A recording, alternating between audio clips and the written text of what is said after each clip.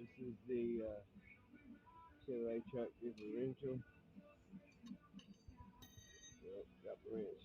We always want to inspect the gears for wear. And then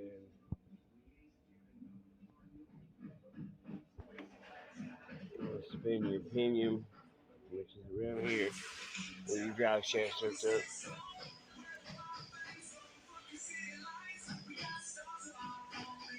I usually mark it so I know make a full revolution. But that's coming. That right there, and this one comes from your axle,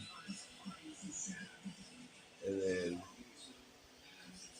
as part of your differential with this big gear, and then on the other side of this mechanism, you have your pinion gear off your drive shaft. Just looking, make sure everything looks good. Wow, that old gear, it's like a mirror.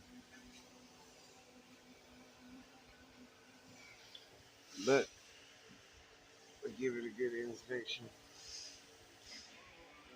Put the cover back on with the tag, my initials that I inspected it.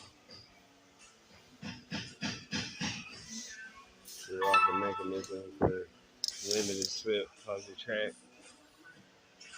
But yeah, it's how we do that. So check everything.